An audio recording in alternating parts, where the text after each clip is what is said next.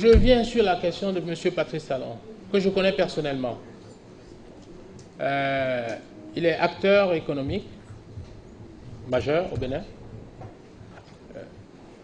Il y a même certaines activités où je suis actionnaire en même temps que lui. Le Novotel, je suis actionnaire minoritaire là-bas, il est actionnaire majoritaire. Ici, on est propriétaire à 100%. Nous sommes dans le secteur du coton ensemble.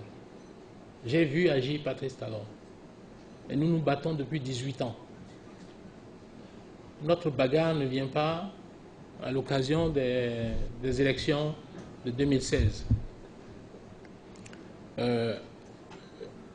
Je suis propriétaire de l'usine de coton, la plus grosse usine de coton du continent africain. J'étais vendeur des usines, je représentais le groupe Continental Eagle Corporation aux États-Unis. Nous vendions les usines en Afrique et nous avions choisi à l'époque d'installer la meilleure de toutes les usines. On l'a installée au Bénin, dans le nord du Bénin.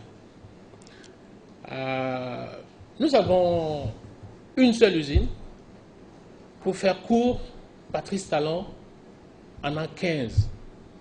Nous avons construit notre usine avec des financements privés. Patrice Talon n'a construit aucune usine. Ces 3 premières usines qu'il a eues dans les années 90, nous avons les documents, nous avons la preuve. C'est l'État du Bénin qui a financé l'achat des équipements, l'installation des usines. La Sonapra en son temps. Et par une alchimie dont lui seul a le secret, il s'est réveillé un matin, on l'a supplié, on lui a remis les 3 usines. Il est devenu un milliardaire par décret. Je parie qu'il n'y a personne dans cette salle qui soit capable d'échouer. Si on peut le réveiller un matin, on lui balance 3 usines aux frais de la princesse. Ce dossier est resté sans suite dans les années 80. Dans les années 2000, le général Mathieu Kérékou a lancé une opération d'investigation qui a abouti à un préjudice de 200 milliards que l'État béninois a subi au profit de Patrice Talon. Et quand on a envoyé chercher Patrice Talon, il a fait le mur, il a escaladé le mur. Vous voyez, il est très habile. Hein? Il a fait le mur, il est parti à Paris. Il a disparu pendant 6 mois. 6 mois après, sur intervention, il est revenu au Bénin.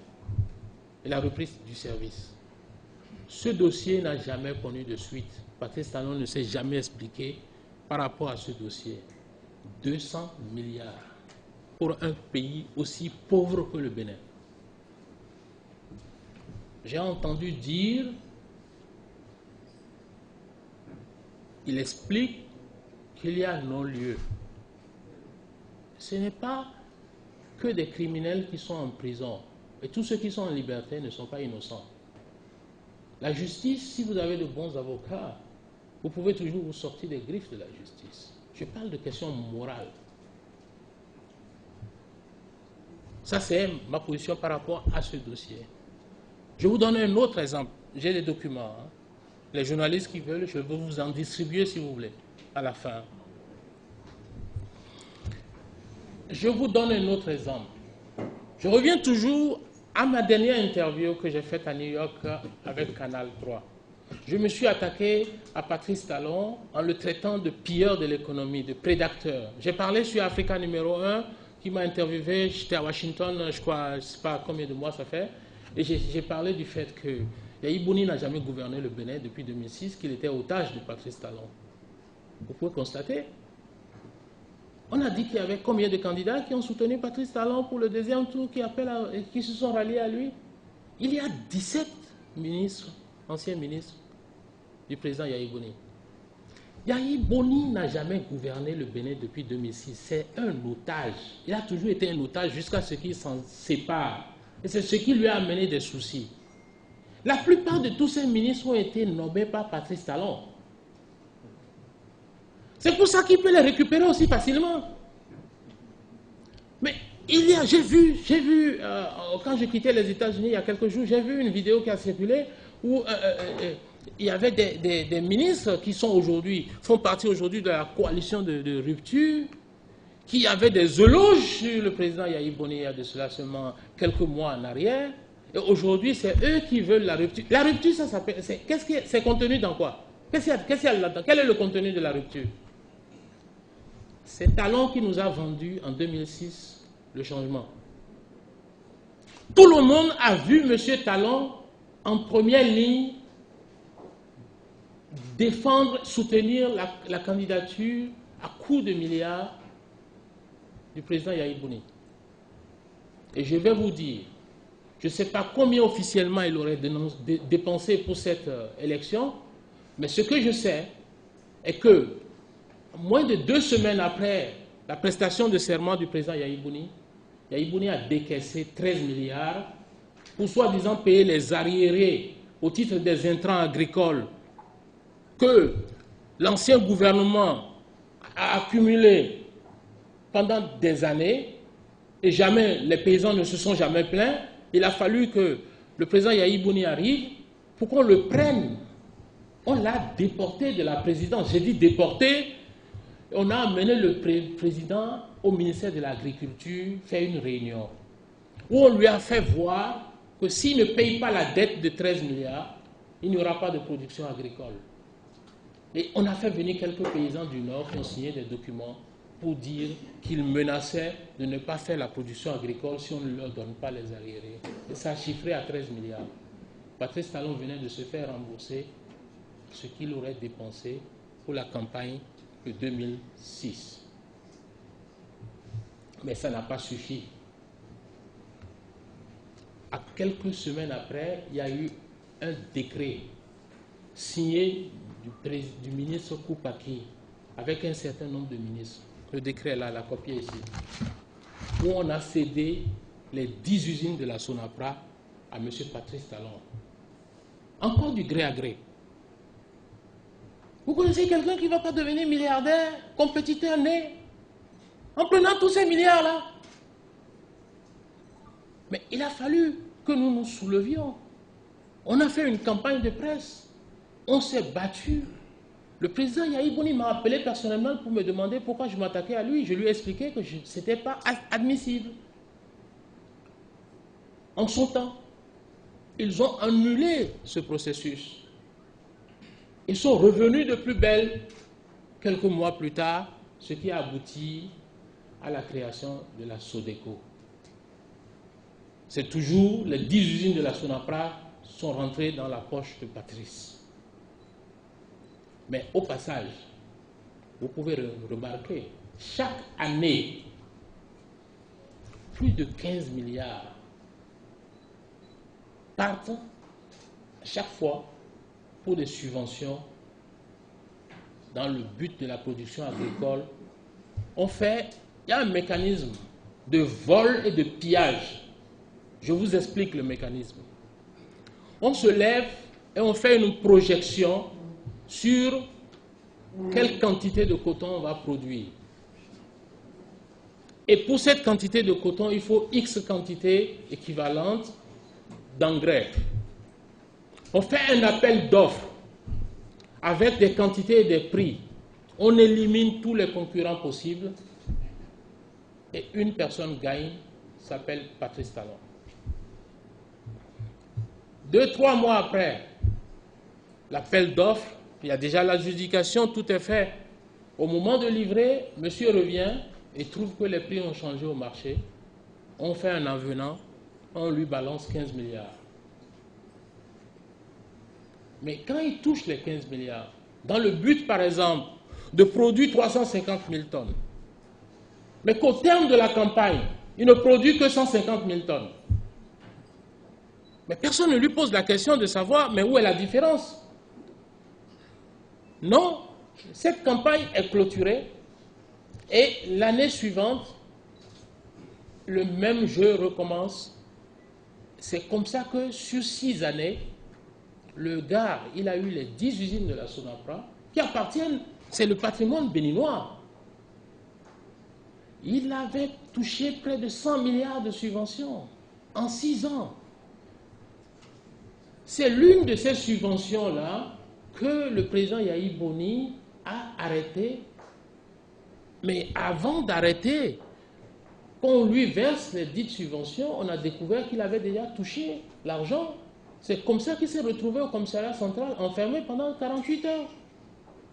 Mais comme il est habitué, il s'en est sorti encore une fois, il est parti. C'est après ça qu'on nous a sorti une affaire de 3e mandat. Mais entre-temps, il y avait déjà eu le 2e mandat du président Yahi Boni. Et puis il y a eu cette fameuse affaire de PVI. Mais PVI, vous avez entendu le président Mbeki parler de PVI.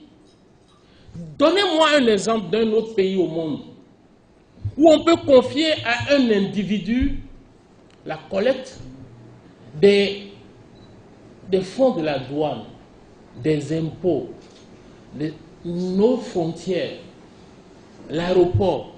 C'est lui seul qui avait la fonction de ramasser tout cet argent. Et quand il finit de prendre sa part, il donne ce qui reste à l'État. C'est ça, PVI. Moi, j'appelle ça prend voleur imbécile. C'est PVI, ça. Parce que PVI, comme l'a dit le président Mbeki, c'est en pleine campagne. Regardez les dates de la signature de PVI.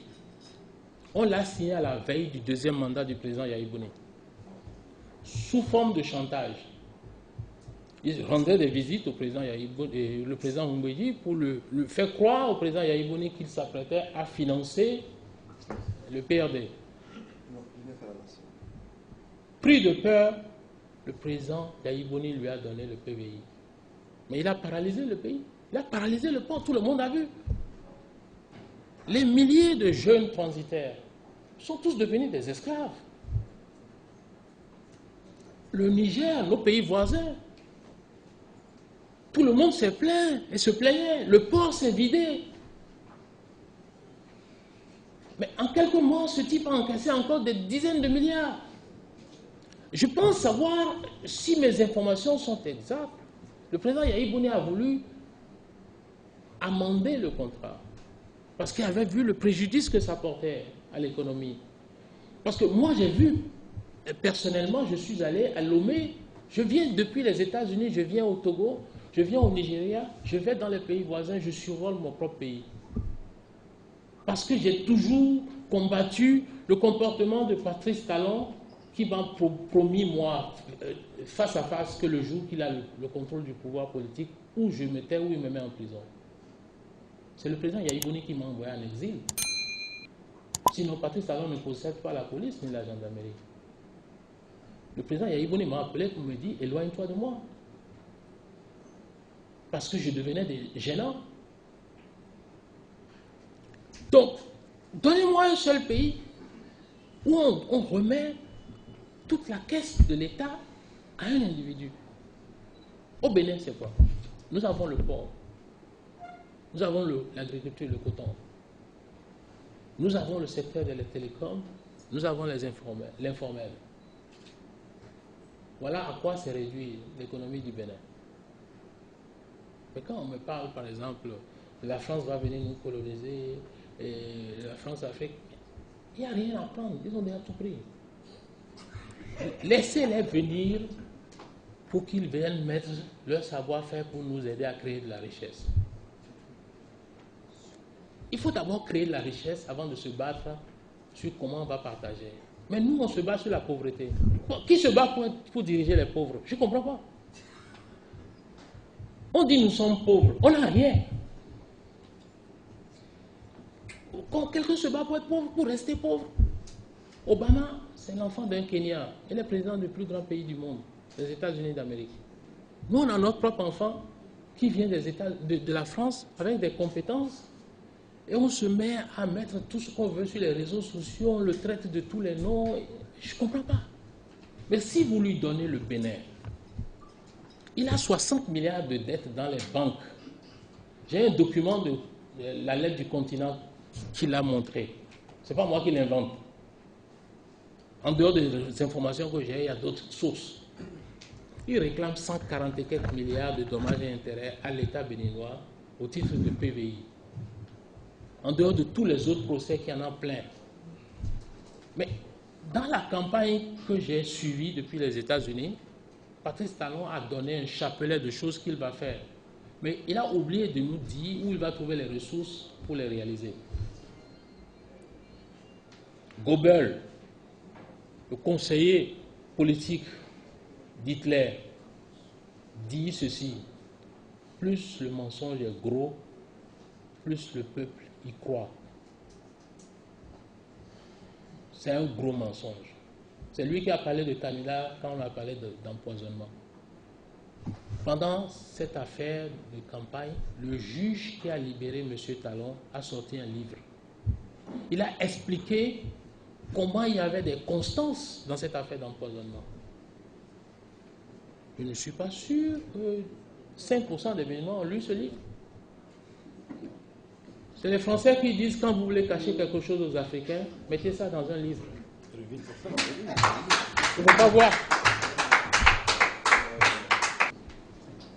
Je suis venu affronter le danger, parce que c'est comme un affront. Ce que je vois, la scène que je vois, c'est triste.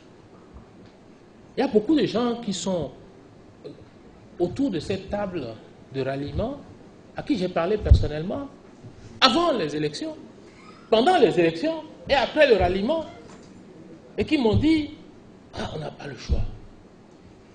C'est faux. Je préfère mourir les armes à la main que de vivre à genoux. Patrice Talon serait un enfant d'Abomey. Plus que qui? Ma grand-mère est la fille du roi Glélé. Aïkatine. C'est la mère de mon père. Qui parle d'Abomey? Qui parle de la Chine?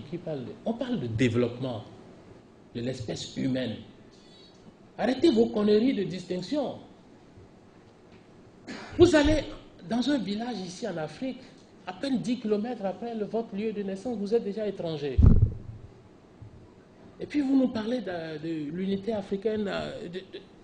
Nous ne sommes même pas capables de nous accepter entre nous et nous nous plaignons du fait que le blanc ne veut pas nous laisser aller chez lui. Aux États-Unis où je vis, on ne s'occupe pas de savoir d'où vous venez, on s'occupe de savoir ce que vous pouvez apporter. C'est comme ça qu'ils sont capables de choisir un négro comme président.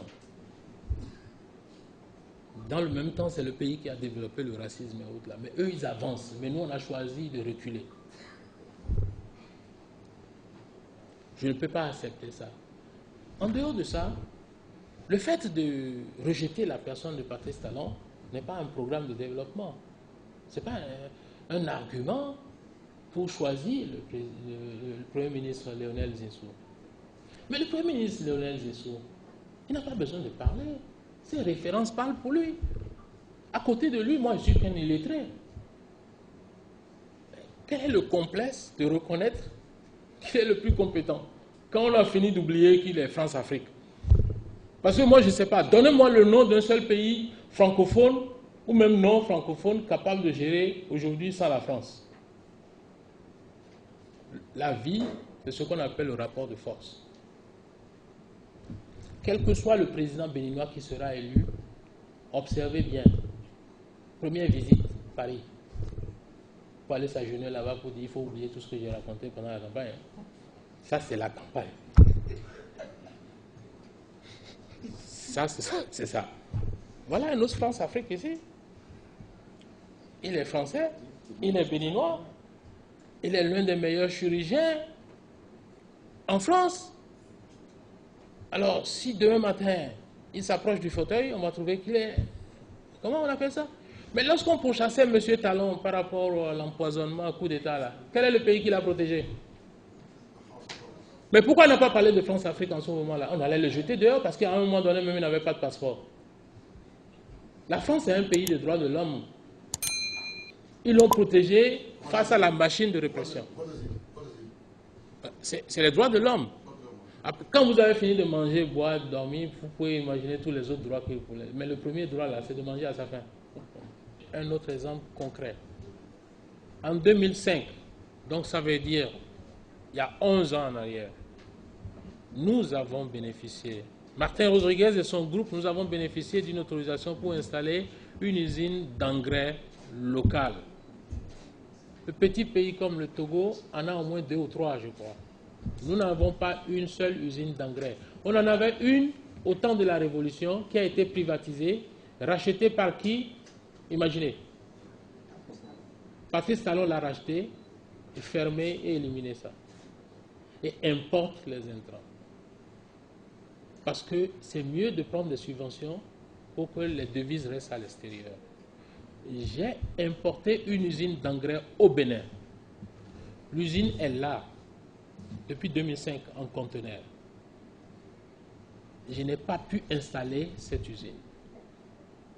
Il y a de cela quelques années, de mon exil, j'ai sollicité une audience pour voir le président Yahya Boni, pour le supplier de me laisser installer l'usine.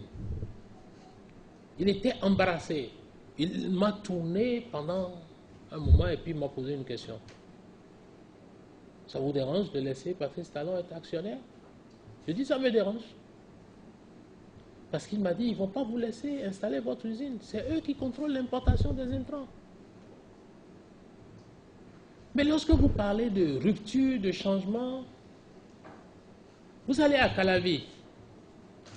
Il y a presque 12 ans ou 13 ans, j'ai installé une station de satellite, de télécommunication par satellite, pour faire de l'éducation à distance.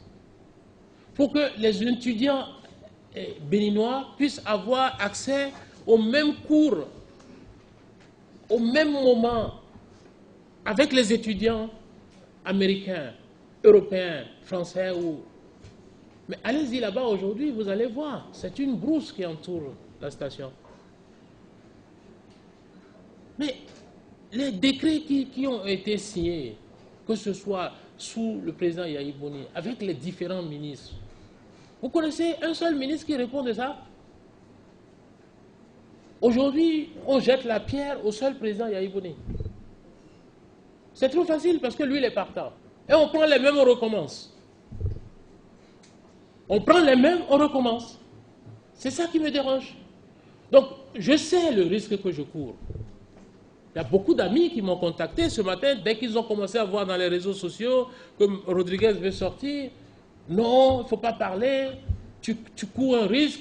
Qu'est-ce qui va t'arriver s'il devient président? Mais qu'est-ce qui va m'arriver? Qui m'est pas encore arrivé? Avec tout ce qui... Vous voyez, quand vous sortez dans le jardin là-bas, cet hôtel, nous l'avons acheté en 2003. On n'a jamais pu travailler ici. Parce que notre personnel a été acheté pendant longtemps par qui, vous savez. Et nous avons ici, on a eu ici, dans cette petite société, on a eu 2 syndicats qui ont passé leur temps à se battre. Et quand ils sont fâchés, ils vont à la présidence, ils vont à l'Assemblée nationale et ils demandent toujours à l'État, il faut leur arracher leur hôtel. C'est comme ça que vous voulez développer l'investissement privé. Pendant ce temps, qu'est-ce que nous constatons? Quand vous sortez dehors, vous allez voir, vous pouvez profiter et sortir. Ils ont commencé à vendre la plage. Donc aujourd'hui, l'hôtel veut devenir un enclave. L'hôtel est enclavé. L'accès à la mer n'est plus possible. Dites-moi, c'est ça le développement? J'ai dit dans mon interview, on a réduit notre jeunesse à la mendicité. On les a réduits à la pauvreté et il n'y a qu'une seule occasion pour eux de s'en sortir, c'est à l'occasion des élections. Donc les mêmes forment des équipes et soutiennent plusieurs candidats à la fois pour pouvoir toucher un peu. Parce que juste au lendemain, ils ne verront plus aucun candidat. J'ai entendu nouvelle conscience. Mais avant de parler de nouvelle conscience, il faut régler l'ancienne. Il n'y a pas de bilan. Et c'est gênant. Le président Gbagbo a aussi soutenu la candidature du président Yahi Boni en 2006. Mais à peine installé, le président Yahi Boni, à peine installé au pouvoir, le président Gbagbo s'est retrouvé en prison. C'est au fond de sa prison qu'on est allé lui arracher son usine de coton qui est installée en Dali. On a arraché au président Gbagbo son usine. Et qui lui a arraché l'usine? Le même.